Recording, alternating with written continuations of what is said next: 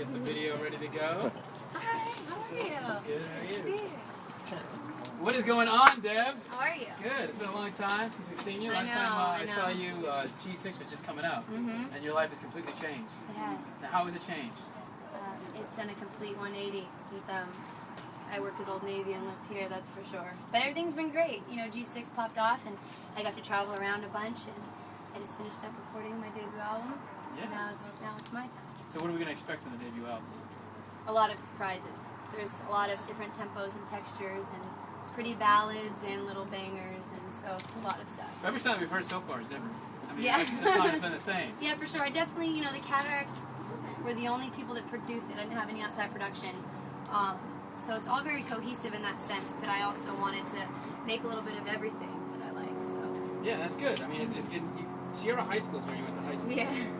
You know, do you still talk to anybody back there? Yeah, for sure. All my friends that I graduated with, we keep in touch every now and then, so it's cool. What year did you graduate? 07. 07. So when your 10-year reunion or 5-year reunion, what's going to be like when you go back? It'll hopefully be just as fun as the first year we graduated. Are you going to do a concert for them? No, hopefully not. Hopefully they'll be like, Deb, shut up, stop singing. We get it. Now, is there any guy that you had a crush on back at Sierra High School that kind of didn't give you the time of day? I know Katy Perry called out her crush. Yeah, she did. Who would you That call was out? Who would you great. call out? No, I don't think. Definitely no. There's not like one specific person, but I definitely get my like. That's right. You know, Yeah, type you of thing. brush them To off like a a bit? general, yeah. I brush it off, but I wouldn't call out one specific person. I guess. So how is it, you know, you go from Manteca, working at Old Navy, Sierra High School, to performing around the world? Like, what's the coolest place you've been? We've been to a lot of cool places actually. I was just in London. That was pretty cool. You know, for the album, I'm gonna get to go all over the place in Europe and stuff like that next month. So that'll be exciting. But yeah, I guess London was pretty cool. The clubs there and stuff were cool for sure. Now, in this next album, debut album, are you going to share a lot of your personal? Like, some people like to get Yeah, that was really important for me. I really wanted everybody to hear like the story of me moving. It sounds kind of like a Cinderella story. You know, the Cataracts found dead and she blew up.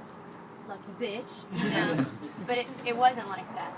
I struggled. I couldn't even buy a hamburger for a year. You know, I struggled and I worked really, really hard. I like did 4 shows a week with like X's on my hands because I wasn't old enough to be in the clubs or the venues and stuff. And what were you doing these shows? Were they around here or in LA? In LA, yeah. You know, I left everybody that I graduated with. I left my family and my sisters, and you know, it was like my sister would be like, "I'm going to prom today," and I couldn't go. You know, it wasn't like it wasn't things like that. You know, it wasn't as glamorous as it seems, but at the same time, you know, now it's all paying off, and it feels so good. Well, when you were at the bottom, like when you can't afford to buy a hamburger at McDonald's, what is it that drives you to stick with it? Because a lot of people would have given up and said, well, I'm going to get a real Right. job. I'm going to. You know, it was my family. There was a point where I remember calling my dad and being like, I can't. I have to come home. This is ridiculous. You know, what am I doing? I'm like dreaming way bigger than anything, you know, and he was, you know, he talked a lot of sense into me. My parents were really supportive, and so were the Cataracts and Indie Pop. You know, we all lived together in a loft. I was like sharing a room with 4 boys, you know. So they were all really supportive and definitely helped me with everything and keeping my head right because I knew that I was there because I wanted to be there, you know. And so yeah, I guess that my family's really close to me. What do you think was the lowest of the low? What's the biggest obstacle you had to like, jump over? I mean, the lowest of the low? I don't know. There was definitely some pretty low moments, I guess, yeah. You know, like, where were you living at this time? Were you living I in a was house? living downtown in this dirty loft that I shared with 4 boys. We had like the dirtiest couch that we got at like a garage sale, and it was gnarly. Anthony will tell you. Anthony used to live with me. It was disgusting. I lived with the 4 boys that were crazy. And I just, yeah, like I said, you know, there was a point where I was just like, my life in Manteca was so fine. It was fine. Like, what was I thinking, you know? I had like a 9 to 5. Nobody was bothering me. I was chilling, you know. But I knew that I was supposed to be doing what I was doing. So, yeah. Now, do you miss the chase at all? Like, being, like, down and, like, trying to get up? Do you miss that at all? I mean, I still do it. I still have to chase. I know it seems from the outside, like I said, you know, G6 being so successful and Based on Low kind of having its run, that everything was easy. But, you know, once you see that, you don't want to lose it. Once you get on, I guess the biggest thing is not flopping and falling off, you know? It's, like, just as crazy of a struggle. But, yeah, I still, you know, need to step up my game every day. So. Now I want to talk to you about something. It's kind of a deep question because we lost somebody great today. Amy Winehouse, a great performer. Yes. Obviously, you know, a lot of people say that her boyfriend got her into drugs or whatever, but the entertainment industry can be so hard and so much pressure. What stops you from going down route with Amy Winehouse? I mean, it was so sad when I found Amy Winehouse passed this morning. I was in shock. I called my mom. She's like, "Why are you calling me? It's 8 o'clock in the morning." I was like, "Well, you know, I heard, you know, I covered an Amy Winehouse song. That's how it was found by the cataracts."